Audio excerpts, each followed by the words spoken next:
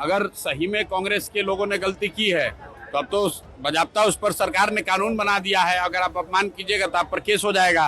तो बयानबाजी करने के बजाय भाजपा को सोनिया गांधी पर केस करना चाहिए।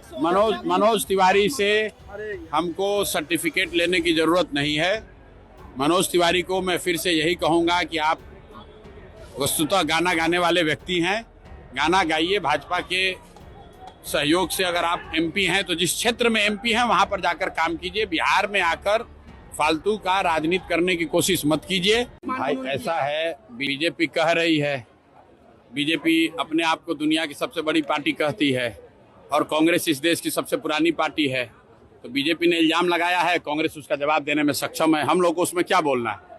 हम लोगों ने जो वीडियो देखा है उसमें वंदे मातरम पूरा गाया गया है।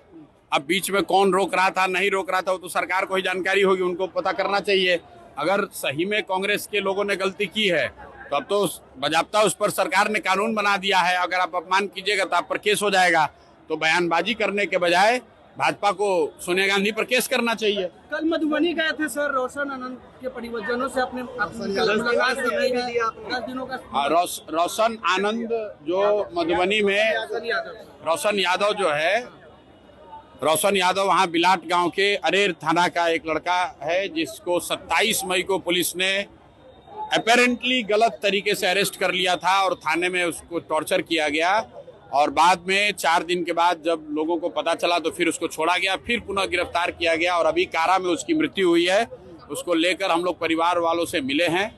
सिर्फ परिवार से ही नहीं मिले हैं, उस घटना की जांच के लिए कल परिवार के साथियों के साथ, परिवार के लोगों के साथ वहाँ के एसएसपी से भी मिले, जिन्होंने ये आश्वस्त किया है कि 10 दिन के अंदर दोषी पदाधिकारियों पर जांचों उपरांत कार्रवाई की जाएगी। अगर नहीं होगा तो 10 दिन के बाद मैं वापस फिर से वहाँ जाऊँगा।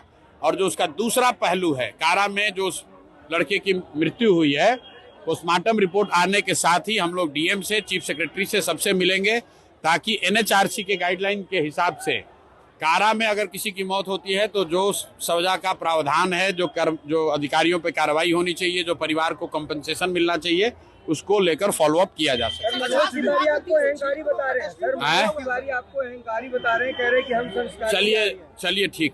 अब मनोज तिवारी से हमको सर्टिफिकेट लेने की जरूरत नहीं है।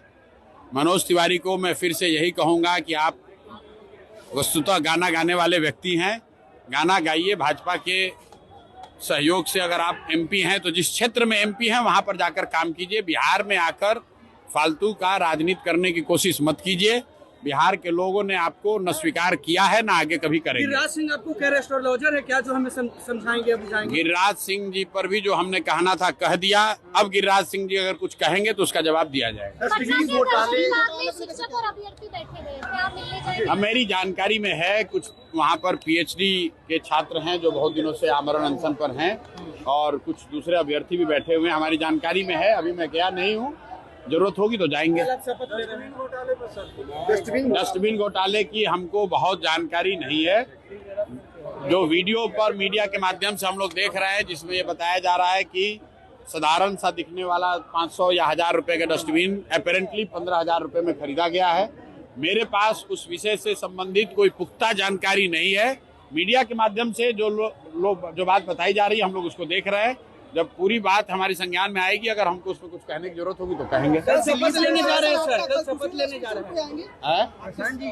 हैं। विधायक का शपथ है, कल जो प्रक्रिया उसको पूरा करेंगे। दिलीप जायसवाल अपने आप को ईमानदार बता रहे हैं, वो कह रहे हैं कि हमको जो एक्सपोज करेगा वो पहले ही एक्सपोज हो जाता है। अब दिलीप जायसवाल जी के चाल चरित्र चेहरा को जनता के सामने रखा गया है।